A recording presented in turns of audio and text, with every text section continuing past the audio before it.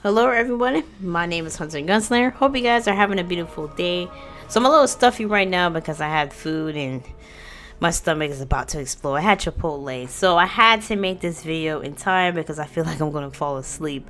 Right now it's this week at Bungie, August 9th of 2018. Of course, everybody has been talking about, of course, the comeback reveal on Tuesday that Destiny had for their live stream.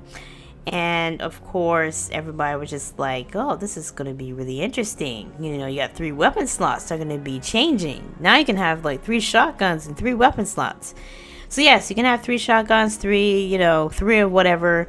Or if you're like a vanilla Destiny player, roll whatever, skill sets you have. Some people roll with sniper and then they have like a shotgun and then a rocket launcher, or a sniper with a hand cannon with a shotgun. I don't know. Depends on how you roll and how you play PvP.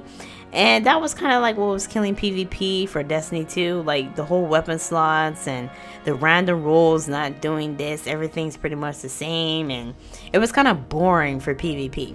Now, the people that think they're like PvP masters are not going to be PvP masters no more. So yeah, the ones that saying that they're annihilating people in PvP and like to sit on the camp of the map and just sit there with their favorite pulse rifles, well, guess what? That person can sit there and snipe your ass from across the map. So hey, it is what it is. So everybody's just like, oh, this is interesting. And there's going to be like one half of the group like, oh, I don't like it. Oh well, get over it. It's going to be changed. So of course I didn't break down none of that video because I'm getting all the information, because there was so much good important information that I want to cover in the video. So I'm trying to dissect that for you guys in the next video very soon. But of course today we're going to be talking about what is going to be happening in this article that is very important. Of course, the trailer of the Dreaming City that people are talking about, we will leave the trailer in the description down below. You guys can check that out for yourself.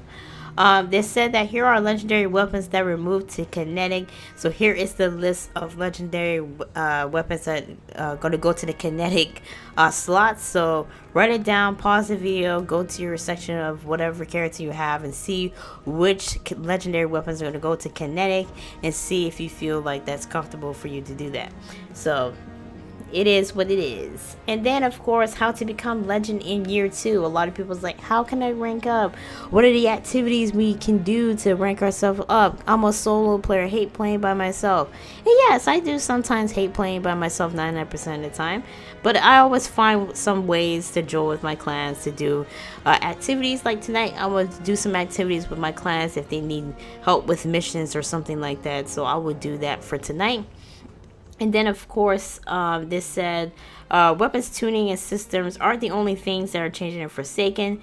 When your next journey begins, we'll also discover new ways to earn rewards and become more powerful. So what the team is doing, here are the high level goals for progressions and economy in season 4. We want to bring back the days when you impress yourself to see someone at max level, meaning max power at the tower. You're just like, wow, this person has max level, this guy's a god, I love this guy. And then you have the experience leveling and the power up, so it should be meaningful.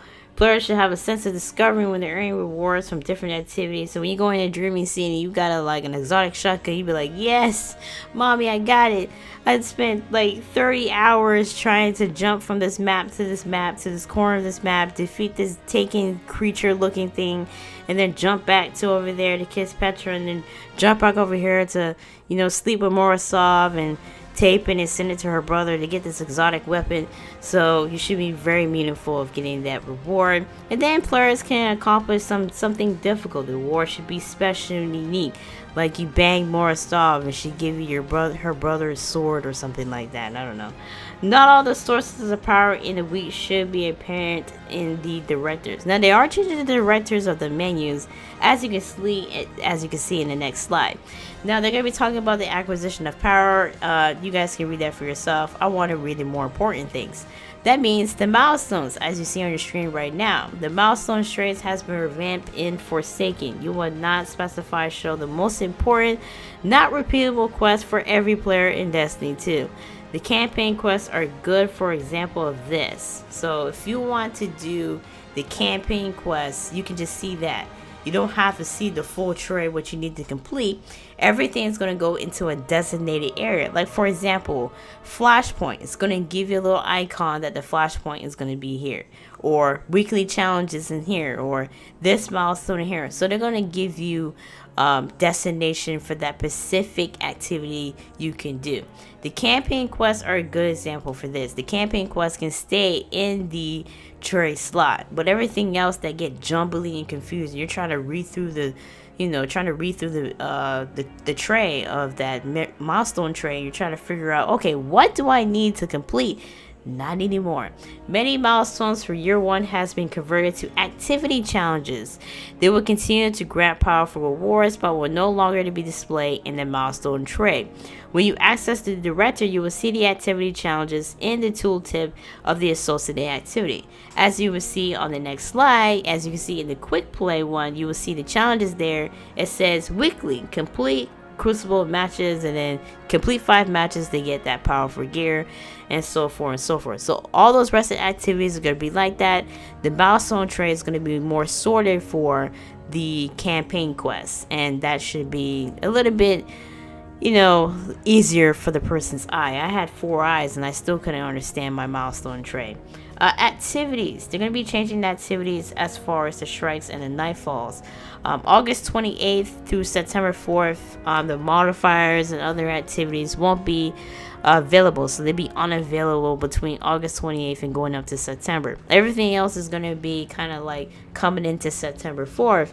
August 28th is going to be a preload date and the last day to complete your Moments of Triumph milestone to get your Moments of Triumph t-shirt. So make sure that you find a group of fans or your clan members, do those activities so you can get those Moments of Triumph t-shirts. Now, Forsaken players, this is something associated to Forsaken players for the Strike playlist. The Strike playlist will have 3 difficulties to detect. Now, basically in Forsaken, if you're deciding to buy Forsaken, we see most of the max power level is going to be 600. So the power levels for difficulties for the Strike playlist is going to be power 300, 4, and 5 for Forsaken players. Once you're 40 power over the given playlist, it will no longer appear in the option for select. They ensure the healthy of matchmaking pool when players reach the end game power levels. The power 500 playlist will also be available. Strikes will have modifiers this time. It doesn't matter what strike it is. It could be the normal strike or the easy strike, or people would like to call it the bitch strike. Basically, they will have modifiers this time. Doesn't matter what strike you're gonna do. If you want to do nightfall, that's gonna have a modifier. If you want to do normal, that's gonna have a modifier. If you want to do heroic, that's gonna have a modifier. So I can hear the people know why it's gonna have a modifier, because keep the game interesting, keep the game fun, and keep the game balanced. Not easy half the time, I don't like it, but I gotta get used to it, and I end up completing it.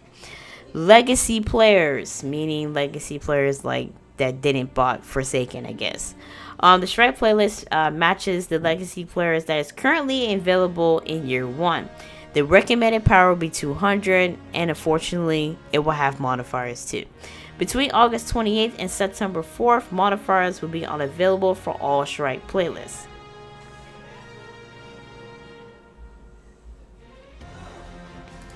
I don't know what was going on. My family's doing construction at the house, so everybody's like screaming at each other. So I don't know what's going on. My apologies. The Nightfall activities also being revised for Season 4. Prestigious difficulty is being retired, but the base difficulty for the Nightfall activity will increase. In addition, players will have the ability to choose one of the 3 Nightfall strikes for each week.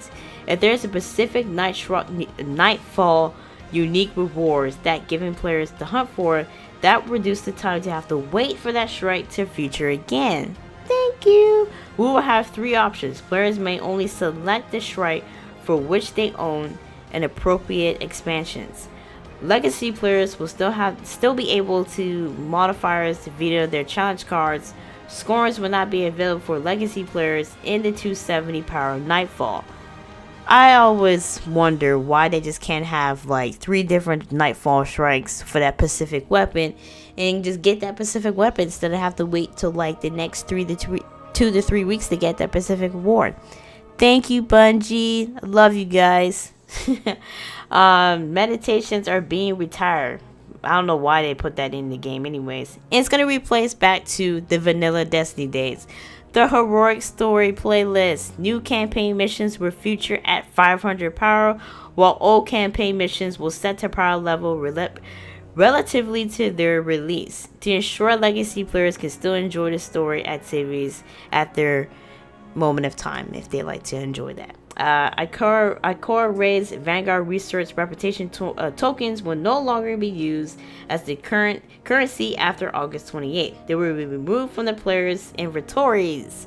The legendary parade gear will also no longer be available. If you want it, get it before August 28th. Me personally, I don't care. Heroic Adventures, which is going to be really interesting because people always talk about like the modifiers and stuff. So listen to this carefully and follow along. Heroic Adventures are being added to all destinations. When the destination is in the Flashpoint, one adventure will be selected to be the heroic per day, with the expectation of Mercury and Mars. Those 2 destinations will function as they currently do, but they will gain additional adventures per day when they're featured in the Flashpoints. Players were no longer able to purchase a normal adventure tokens from the vendors on destinations other than Mercury and Mars. Activity modifiers will be sure across heroic adventures, heroic story missions, and shrine. They're sure that each day you know what to expect from PvP content that you play as a ritual, and that when we balance into modifiers and it's happening across the game. This will include 1 week and 1 daily buff and 1 daily debuff. Yay, how amazing. I'm just reading through this. I'm just like, okay, Bungie, you should have been did this from the get-go. A lot of people who's been covering Bungie and has been, reading through the articles and listening to what Bungie had to say.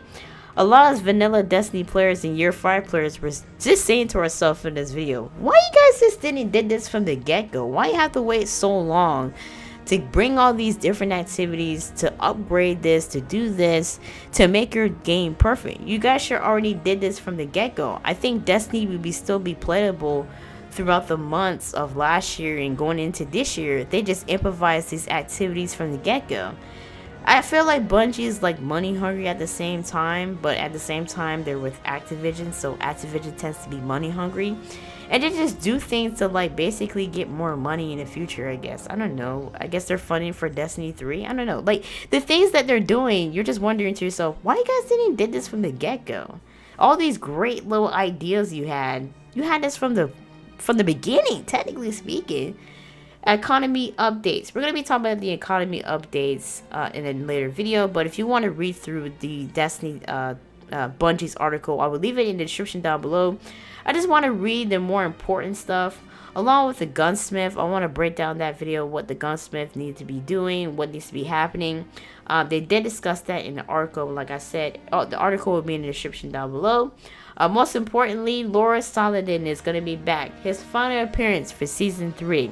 This will be your last chance to earn Season 3 rewards beginning Tuesday, August 14th to the 21st. The game is always control, but people never follow the objective. I don't know why. So make sure that you get your respectable rewards for Loris Saladin. Fractions Farewell. In Season 3, we're introducing some changes, notably the reowned mechanic to the Fraction rallies. The community responds a lot of great feedback on how we can continue to improve the experience. The feedback in range and topic from experience to awards, but many of them express the following. I don't want to feel forced to participate in every instance of the event each season. Make this event progression a bit less hardcore and more engaging.